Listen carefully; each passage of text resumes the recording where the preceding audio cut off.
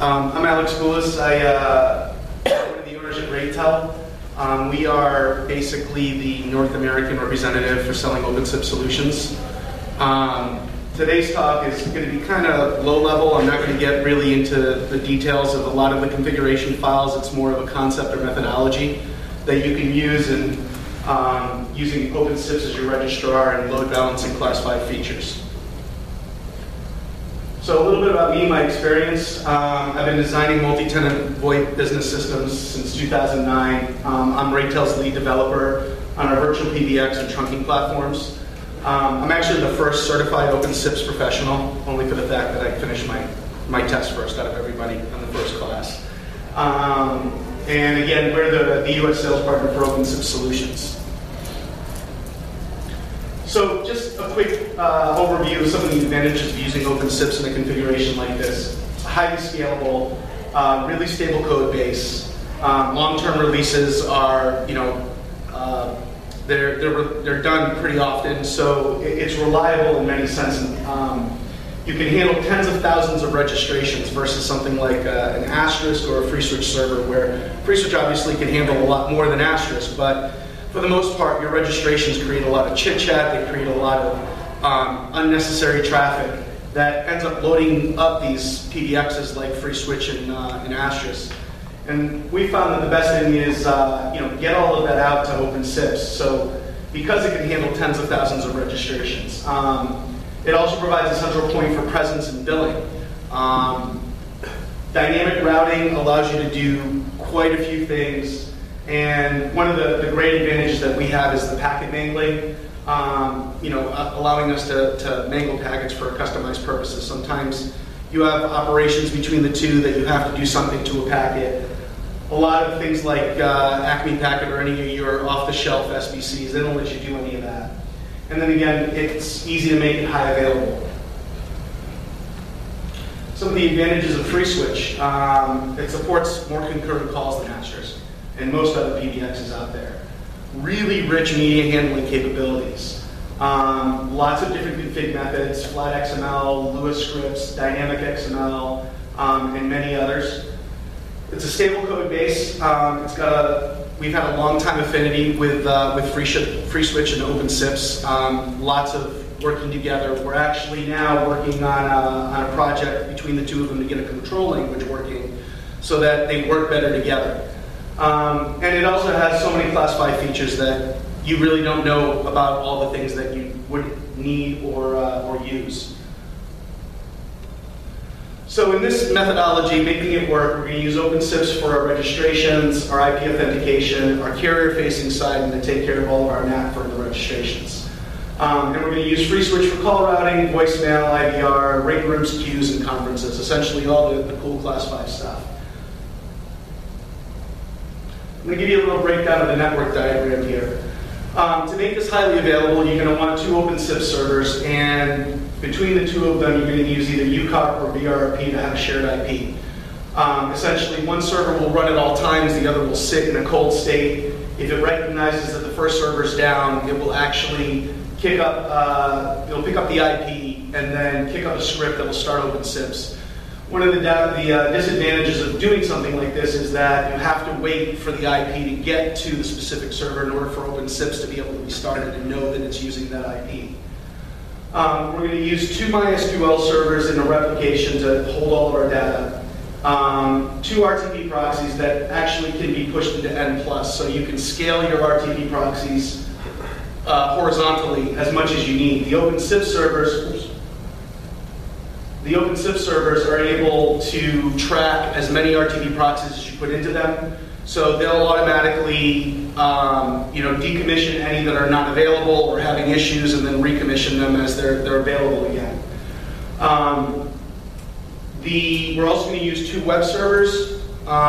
They're going to be running our XML and essentially using a package that we'll talk about a little bit later called Freeswitch Curl. And then you have your Freeswitch servers, those will scale N+. The only reason I'm not really scaling these 2 web servers is that, for the most part, they can handle quite a bit. At least 25 to 30 Freeswitch servers getting hammered. Apache is very scalable. The interaction between the web servers and the Freeswitch servers is actually really efficient. So you basically can load up quite a few on just a pair of web servers. But if you actually needed to, all you need to do is just scale your web servers at an N+. You can use something like HA proxy that does a really good job of load balancing, or you could use something like Nginx, which will do the same thing. Everything behind here is going to be in a private network for the most part, with the exception of the RTP servers having a public address so that they can talk to clients on the outside world. For the most part, though, all of this is going to run through OpenSIPS and go out. So for our OpenSIPS configuration, essentially, which is a multi-tenant configuration, we're going to use the dispatcher module to catalog all our Freeswitch servers.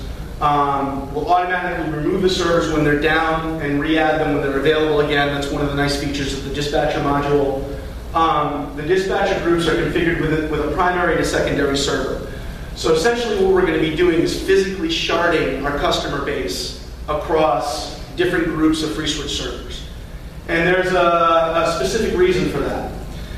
In most cases, if you do a traditional load balancing where you're just firing calls off in a load balance fashion, if you end up with calls on different Freeswitch servers that need to be brought together, you're going to have a lot of problems. There are some advanced or high-end configurations that you could do to possibly work around that, but for the most case, keeping at least your customers on the same primary Freeswitch server blocks that from happening. They'll be able to talk on the same server, they'll be able to work in conferences, share media, all that kind of stuff. When you actually try to break that across multiple servers, like I said, you run into a lot of problems.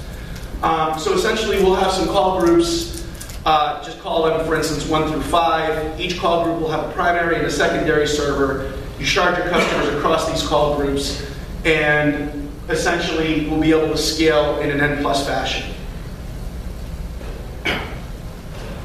So for our high availability, if we're using the same DC, or if we're not going geo-distributed, if we're within the same DC, OpenSIPS is going to use the UCARP and VRP like we talked about, automatically removing the Freeswitch servers and re-adding them.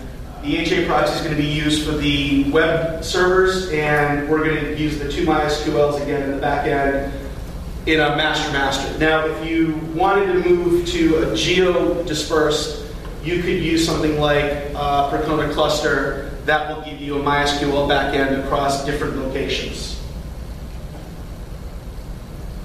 So we talked about registering at OpenSIPS. It takes the load off of Freeswitch, handles a large number of registrations which would normally disrupt operations. It was built to handle this. It's really one of the primary focuses of the OpenSIPS software. The thing that you lose in Freeswitch, though, is you lose your presence handling. You lose a lot of your attached local user features. But if you set it up right, it's really not going to become a problem. Now you're just going to use them as feature servers rather than using them as registration points and doing things like presence and things like that. We're going to use MySQL DB because it's powerful and free. It provides backend storage for configurations in both Freeswitch and OpenSIPS. For Freeswitch, we do use it for all of our configuration info as far as startup, and then for our dial plans and normal operations. And like I said, if you want to do geolocating, you can use Percona cluster. You can add multiple DB sources to OpenSIPS also. That's part of some of the newer features in the latest revisions, where you can basically tag multiple DB servers. If you lose one, it's going to be able to have a secondary failover. So it just provides for more continuity. We're going to use Apache Web Server. It's one of the most widely used. It has built-in support for PHP, resilient and easy to scale, and it's really easy to configure and tune. There's 101 Google listings that tell you how to configure Apache Web Server. On the Freeswitch side, in order to get this real-time data into, for dial plan, things like that, we're going to use mod XML Curl. It feeds real-time XML data to Freeswitch, including configurations. It's really simple to implement using many different languages, PHP, Python, Java, you name it. And we're going to also be using, just for this case, because it's going to be easy to understand, the Freeswitch Curl package, which is a contrib. I believe it was built by Intralandman when he was around. It's available in the Freeswitch contribs, and it's PHP based. And it also includes some DB tables and structure. So if you don't necessarily want to out the gate write your own XML and you want to have some ideas of what it looks like, the DB is structured in such a way that you can do conferences, voicemail, extensions, directories, IVRs, all of that within the DB structure. And when I get to that, I'll show you it's actually pretty cool. And we're going to use PHP with the XML writer for our custom extensions. So the XML writer is shipped with all latest versions of PHP. It's really easy to understand and simple to use, and it builds structured XML for Freeswitch, so you really don't get into those scenarios where if you're writing it yourself, sometimes you'll fat finger something or make a mistake. In this case, it's always going to build perfect structured XML for you. This is an example of the XML, the PHP writer we can use with PHP writer to build something like a Freeswitch call group. So as you can see, it's just building all the elements out, and then you get your single application to bridge to multiple endpoints, and just closes it out. So you can have this attached to an extension or a context. PHP and Apache will feed this into Freeswitch. It'll get the information and then immediately execute on the bridge. So just to kind of give an example of the call flow, you've got a user at OpenSIPS. He calls Freeswitch. He's going to call a call group at Freeswitch. Freeswitch is going to turn around and go hit all those users back at OpenSIPS. So at the end of the day, it's all your users are still sitting at OpenSIPS, but Freeswitch is aware, based on domain, of where to go to get its users. Here's another example for Freeswitch voicemail. Again, the structure is all the same. It's this area right in here, your actual applications and actions that are going to define what Freeswitch is going to do with your XML. Some of the challenges with doing this and taking, for instance, voicemail off of the Freeswitch server, or taking your users and not having them local for the voicemail to find them on Freeswitch, you're going to lose things like MWI because it's not aware of any of the users. They're not there local on the Freeswitch installation. They're up at OpenSIPS. So one of the quick ways and easy ways to get rid of this is, or fix it rather, is using the API hangup hook, which is one of the applications in Freeswitch. Essentially lets you call an external script on the hangup, and that script could basically be some PHP, Python, whatever you want, essentially sending out or triggering an MWI message. What you could do is pass parameters to the API hangup hook, user, domain of the voicemail user, how many messages they have, how many messages that are old. All the information you would need for the MWI is going to be made available via variables and then executed through the API hangup hook. Another kind of small setback is shared voicemail storage. So when you're taking your voicemail servers and making them N+ horizontally, you don't want voicemail sitting on every single one. You want them to be independent and not specifically set for, oh, this is the voicemail for customer A, this is the voicemail for customer B. By having a shared back end and making these just essentially dumb voicemail servers, you have access to all of your voicemail files, your greetings, things like that, into shared storage like NFS and Samba. Unfortunately, that type of file system really doesn't work in a geo environment. So you could look at distributed file systems like maybe Gluster. You could look at possibly rsyncing and keeping, there's a, what's that rsync? Unison is the name of the program. So it's an rsync derivative, and that will basically keep two directories that are geolocated in sync. And at that point, you can use rsync to kind of cascade down to your other boxes at different geolocated areas. Or you can save messages into MySQL and replicate. It's heavy, especially if you've got a lot of voicemail activity, but it's also a way to get it across data centers. Here's an example of, again, some XML for a Freeswitch conference, and you can see that it's, again, small piece of action right here, and that's going to initiate a conference with the conference name. Go back, forward.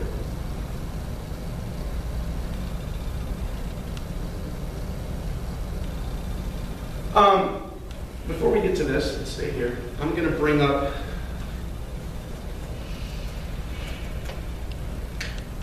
an example of the database.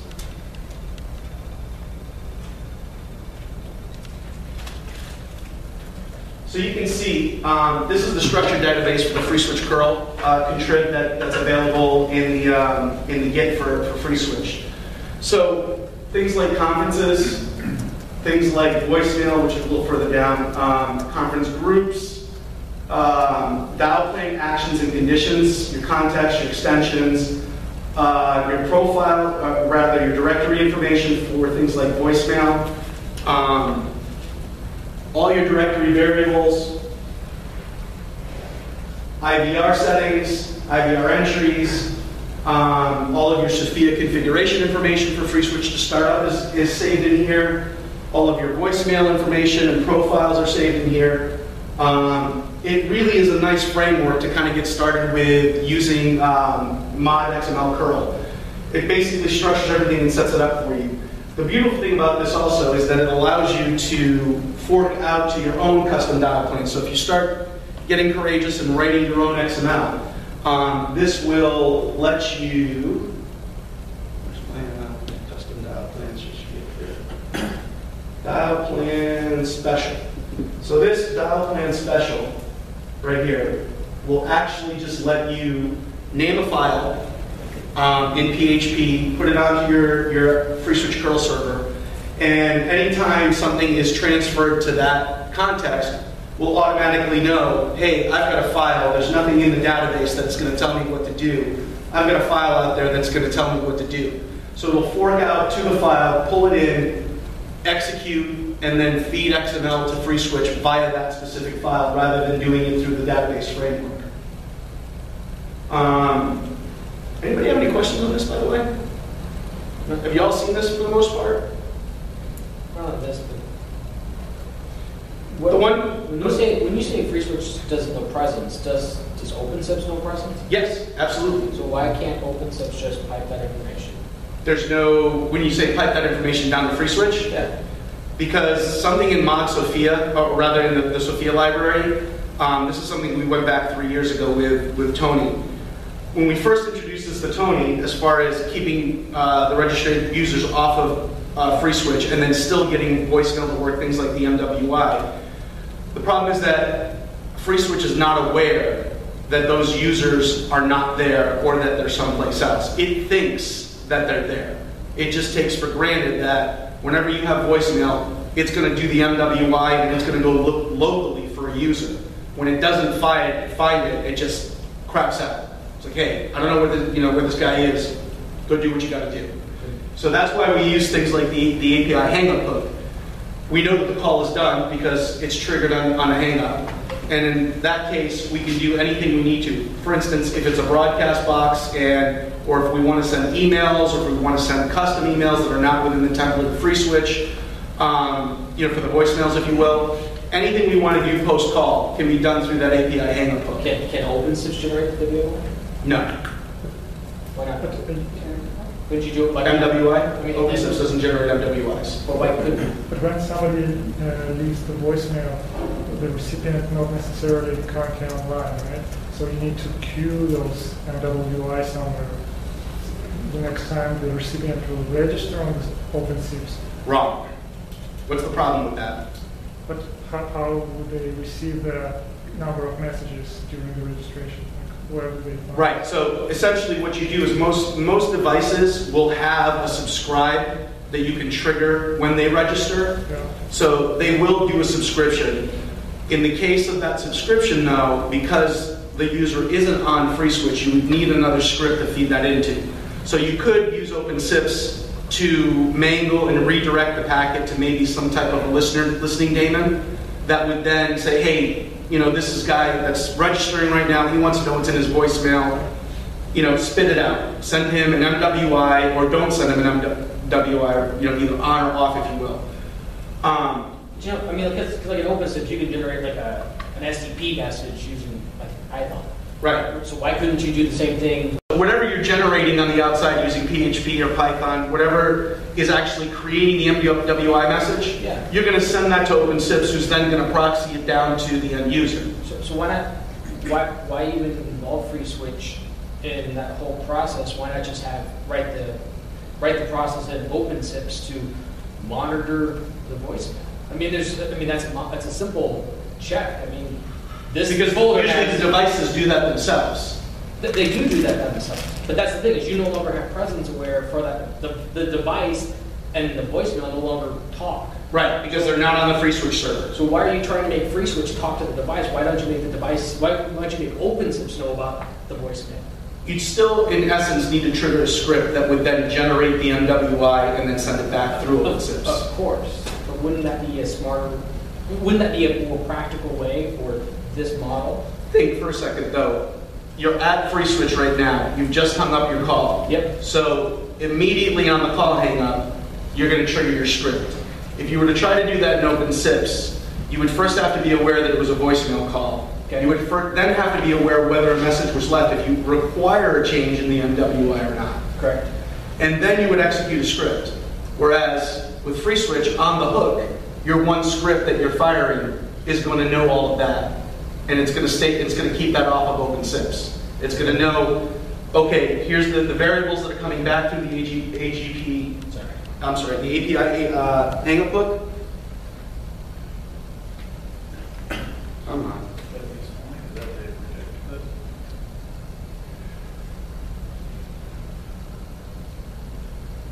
Thank you. Like all the variables are there. You're already at Freeswitch. Now, in a scenario like he's talking about, where you've got a registration, the phone just boots up, and you've got a registration and it's a subscription. It might not be a bad idea to have some type of a trigger in OpenSIPS. Okay, when you see a registration, execute the following script, which then would at least update the MWI. If there's no MWI required, then it's not going to send anything. If there's an MWI required, it would. But essentially, you're triggering the same script, whether you're triggering it from Freeswitch or you're triggering it from OpenSIPS. The beauty on the Freeswitch side is you're able to pass the variables directly into the script, whereas on the OpenSIPS side, you're gonna basically write out something and then go get your variables someplace else. Okay. I think that while you trigger the script on the Freeswitch, in 50% cases, your recipient might not be online. So this script will fire a web towards OpenSIPS, but it will end up there. When you say that the recipient most likely 50% of the time won't be online, why would you say that? Because you might be looking at it from a residential model. Yeah, some phones might not be registered, those who are getting those voicemail. Probably he didn't answer the call and voicemail was left for him because he wasn't online, right? Right. Another way... I'm saying it's 50%, maybe even more. So most of the scenarios that we use this in is business, so it's all commercial. So they don't unplug their phones. People are in an office, the phones are always plugged in.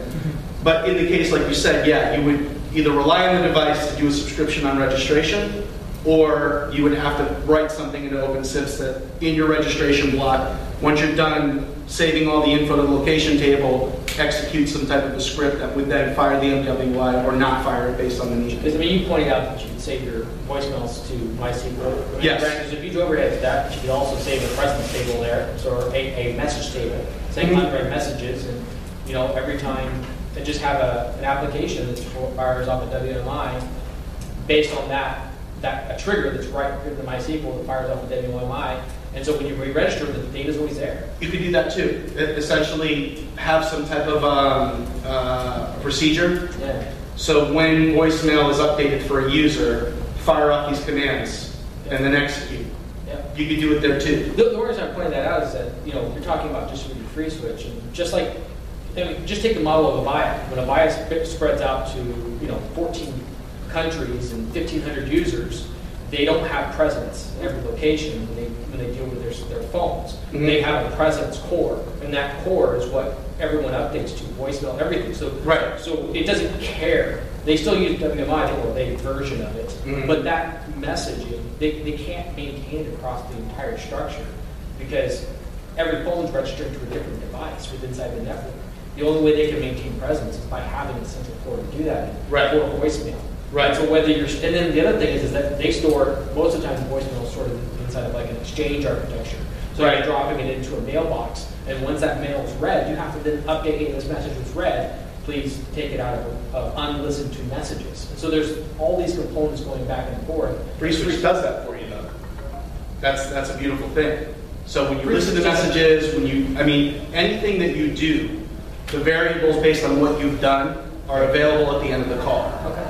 So then, depending on what variables you pull in, or rather, the context of the call, you're able to fire anything you want from that perspective at the end of that call. But each Freeswitch operates independently, correct? Correct. So if your voicemail, so the voicemail for a company has to be on one Freeswitch. Wrong. No. But then they don't operate independently, they open as a cluster, correct? Well, they can be any. So essentially, if Freeswitch has access to the database that has all the voicemail, the core database for voicemail, Okay. and it has access to the core storage area for voicemail, that's all you need. So if A server records the message, B server can listen to the and message. B server knows that message is there, and so if my phone is registered, or theoretically, if my phone presence was there, I would know there was a message for me. Right.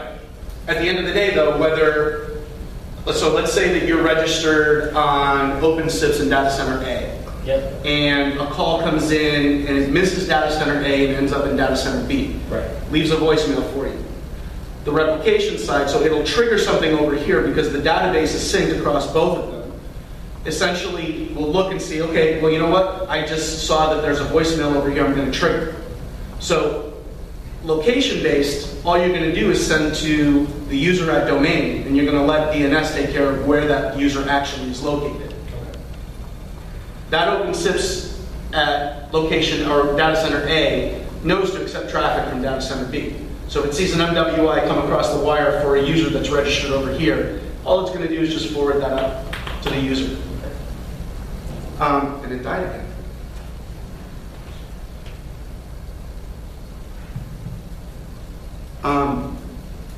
I'd like to make a comment on the whole message waiting adventure we were just talking about. We hate it. While the message waiting indicator is a signaling function, it's really based on media, on voicemail being listened to, being saved.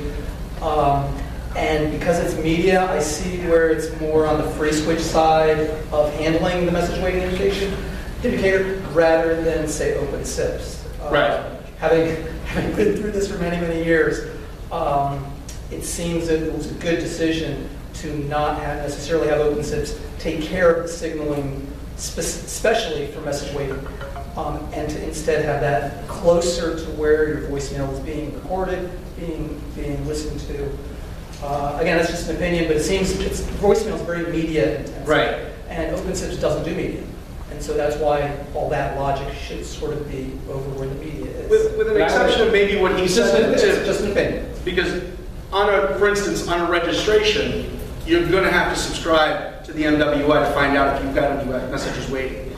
That's where I could see, in your registration block in the configuration file, well, hell, just go execute this and execute it asynchronously now from 2.1. So that's out of your path. You've executed the file. Whatever code is sitting at that file is going to determine whether or not you're going to send the MWI. And I see that being pretty good, seeing that you'd essentially have to pick a Freeswitch server on registration to send that request down to that then would generate, and send out.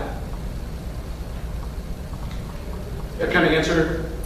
But you're right, though, as far as when you leave a voicemail, it is media related, and I think that you should use something like an API hang-up hook and do everything at the point that voicemail call is over with. And also, don't forget that Freeswitch also allows for emailing voicemails. So in some cases, your users might not even want MWI. They just want an email. They'll turn off local storage and just send all voicemails attached to emails. So, when you say that, I agree with you. That's a lot of some of the advanced features when you start getting into like Fortune 500s. They're talking. we're building an Exchange server, we're dropping email in the Exchange server, and my voicemail server is reading when I open up that message.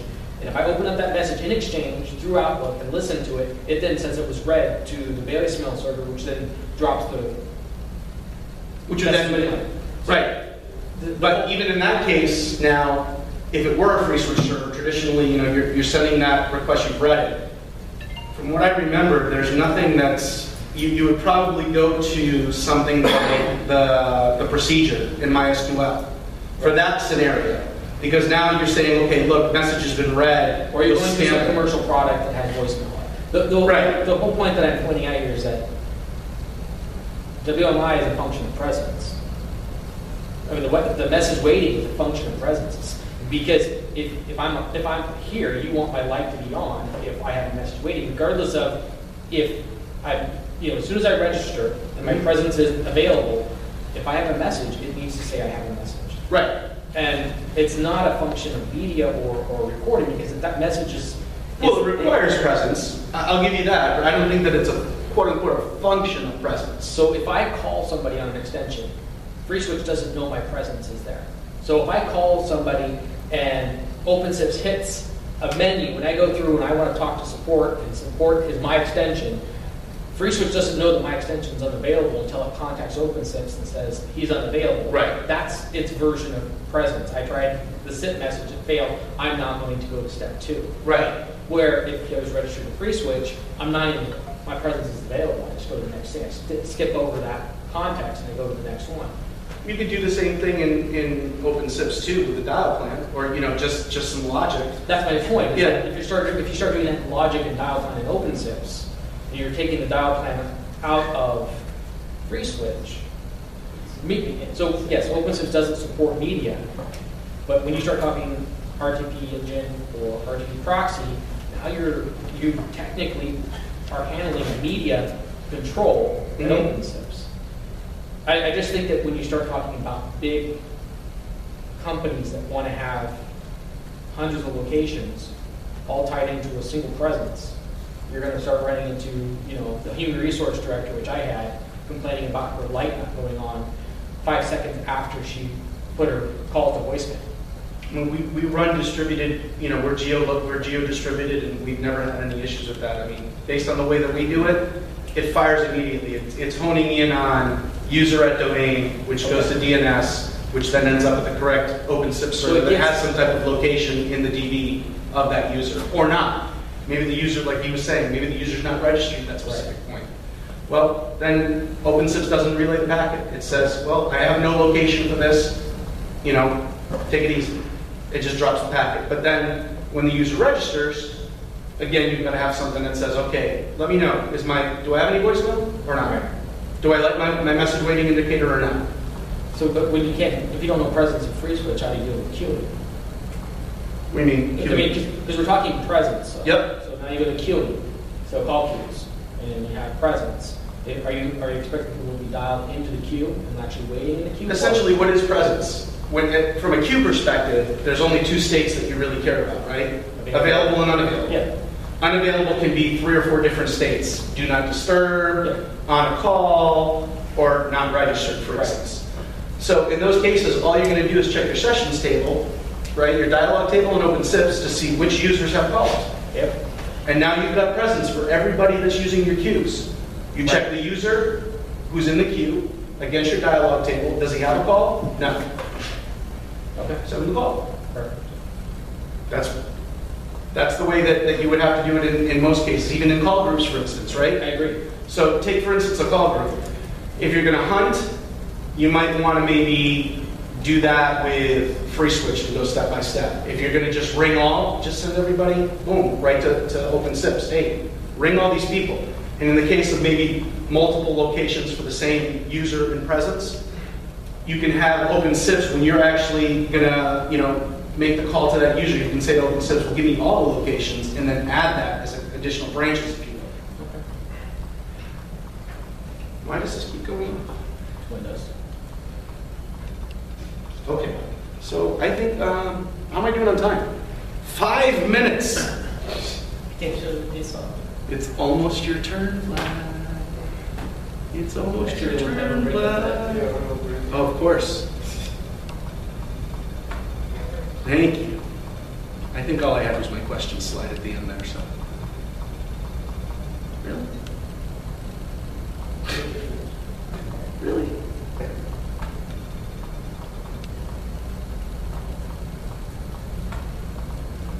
Right, we did that.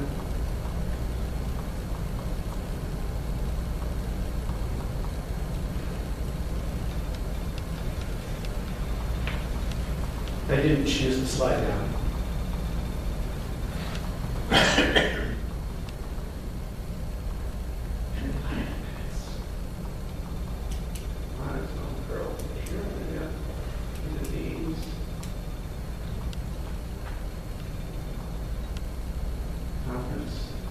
Okay, so let's look at some of the things that will help you out in this scenario for doing things like multi-tenant call tracking. So obviously you know that both Freeswitch and OpenSIPS have the ability to add call headers, or headers to the packet. So like I said earlier, we're actually working on a common solution, some type of control protocol or language for them to talk to each other. It's even gone so far as saying that Freeswitch potentially could replace Sophia with OpenSIPS's SIP stack, and then OpenSIPS could potentially replace RTP proxy and the other media engines that it uses with Freeswitch. Obviously, any of you that have used both of those together know what a beautiful marriage that would make and what wonderful things it would make available to all of us as developers. In the meantime, though, headers are going to be your best friend. So you can use headers to define things like customer IDs. So as soon as a user starts up a call, you can slap a customer ID header. It's going to end up at Freeswitch no matter what you're doing, whether it comes back or not. You're going to have that header in that channel at all times. You're always going to know it's going to belong to that customer. And then you can also use it for things like permissions. When it actually makes it down to a Freeswitch server, well, what types of things does that permissions for? You can block it out of certain conferences, for instance, or IVRs or different features. On the Freeswitch side, once you're exiting a module or in your script, as you're exiting the module, you might want to set like a header saying, okay, IVR number 3, so that when you get to OpenSIPS and you do your ACC, you could include that in a column that shows, all right, this is the IVR that this call went through. And you can continue to stack those if you want. Obviously, you're not going to get too many headers where OpenSIPS is going to spit it back to you. But you can put enough in there to at least know that when the call ends and you're doing your call accounting in OpenSIPS, where has this call been? Has it been to conferences, IVRs? Has it been to voicemail? It just gives you a better aspect. And if you're in the hosted PBX game, the more information and stats that you have, the better your service is to customers. They love to know where people have been, how they've hit it, what's the percentage that they're going here versus there. Headers are going to allow you to do that. They're going to keep track of everything for you and then allow you to do a final accounting when the call ends at OpenSIPS. And that's it. Anybody have any questions? No? Norm, you look pretty pissed back there. Oh, no, I'm Oh, you do? MWI is not media related. It is, rather. Sorry. Okay. And it is tied to presence. It absolutely is. Presence is required in order to make it work. The more I was thinking about it, the old way, say old pre-Freeswitch, when there were asterisk voicemail servers, would be for asterisk to kick off one of its AGI processes, so that you build your own MWI using, pick your language of choice and ship it off using something like SIPSAC to OpenSIPS. Right. And then basically what happens is OpenSIPS comes back and says, presence-wise, I don't know where the user is. I'm going to give, I'm going to just drop the packet. I'm going to drop it. Or I know that I'm getting it. I don't know where this person's. I look up in my location table. I don't have that user. I don't know what to do with it. So it's going to tell you. Not the most elegant way of solving it, but the voicemail being left or read or interrogated or whatever, that happens at the voicemail server. Not at the edge proxy or not in the core.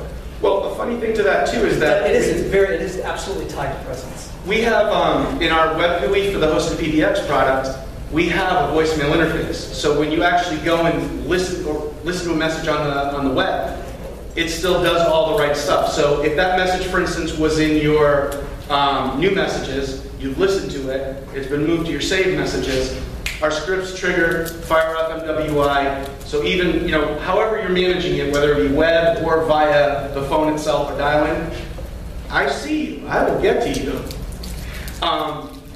You're going to have to, without the users being at Freeswitch, you're ultimately going to have to trigger. I mean, technically, you could actually throw on the buy. You could throw a X header in on the. I guess you couldn't do it on the buy, but You could. Well, you could. You can't do it on the buy, but you could set. Really anyway. Yeah, you set the. So you could set a header on the channel before you hang up, and that header will make it back to OpenSIPS. Yeah, so you hit a voicemail. But see, you don't even know if you're. I mean, they get the voicemail, they don't record a message. You're not. That's where having a script on the outside triggering your MWI will help, because then you can run all sorts of logic like that. Well, it was a message, but it was only 1 minute. Yeah, it was a message, but it was only like 2 seconds. I'm not going to bother my user by sending them an MWI. Yeah. Dan? Yeah, okay. So we have a similar platform, cloud stuff, and we don't need the users to be locally on Freeswitch, and it handles properly for us the presence. All we need to do is to set a channel variable named presence ID in the dial plan and it works. So Freeswitch, so that's one of the things that they've done to repair that. Yeah, well, yeah. What we do is from our phones we subscribe to presence normally. Right. Freeswitch will share the presence ID over MySQL, presence database with subscriptions over MySQL to multiple boxes. Right. So. But wait, where's your registration at? In proxy. It's in the proxy. Yeah. So nothing to do with. But are you replicating the registrations down to Freeswitch? No. You're not. No. So essentially, when the call comes into voicemail, you set a presence header. Presence ID channel variable. That's it. And we even set it 2 ways. So once for inbound, second for outbound. For outbound, it's something else.